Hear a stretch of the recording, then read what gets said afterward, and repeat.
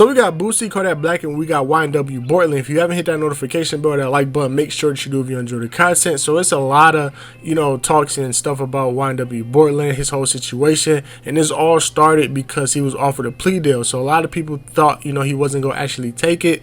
He was facing like 5 mandatory life sentences and an additional like 75 years. So like one or two of those cases is pretty much over with. And, that would have been it. And him and YNW Melly just been sitting in jail. They haven't got like convicted or anything like that, and that's just pretty much kind of hard when you don't have like a number how long you gotta be in jail for. So he ended up taking the plea deal. So a lot of people thought that actually meant like it's over. He ended up snitching. So they was thinking like Young Thug, and then now all of a sudden YNW Bortlen snitching.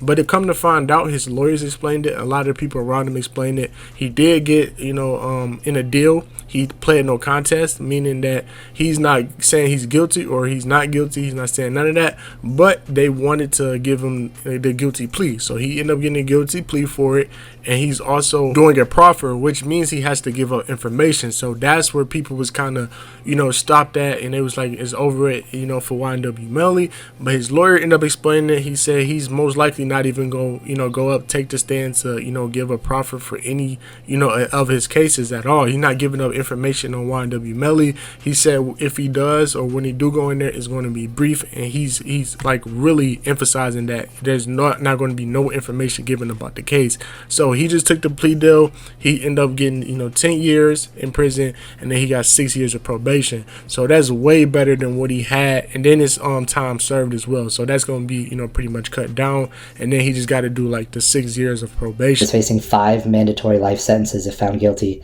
plus an additional 75 years on top of that. He has pled no contest.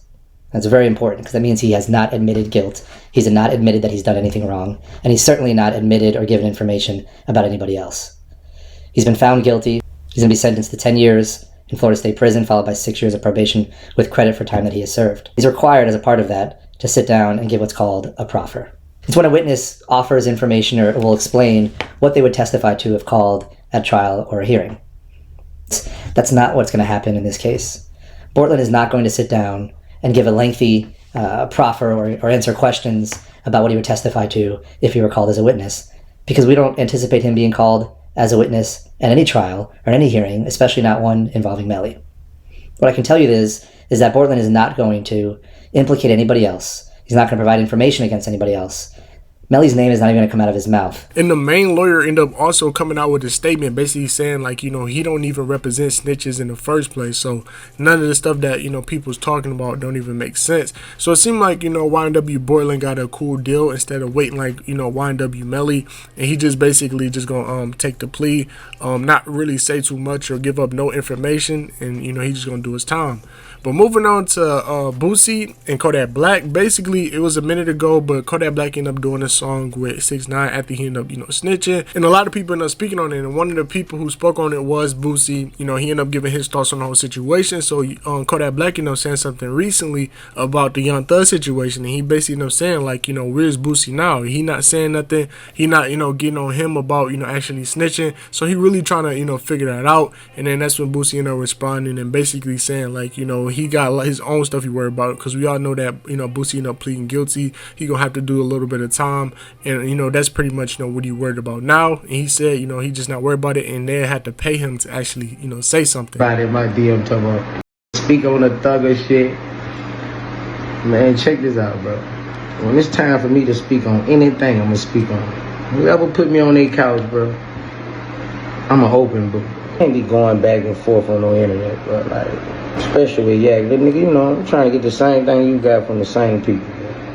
And that, bro. Come on, what type of shit you on, bro? And he basically said that Kodak Black need to get over it. He said that he's a drug addict. His career's on downhill. He needs to just worry about himself. But, I do understand both perspectives. Boosie did learn his lesson. He trying to mature in the situation. He is going through a lot. He jumped the gun with T.I. I think he ended up speaking on Rollo too. And it was just like a whole back and forth. And I feel like, he learned his lesson. So, he just moving on from that. And Kodak Black, he's seen that he spoke on everybody else and he spoke on him. And now all of a sudden, Young Thug, he not really too sure sure. So that is crazy. But y'all let me know in the comment section how you feel about Bortlen's situation. Do you think he snitched, or you think he good? He you know, got a good deal?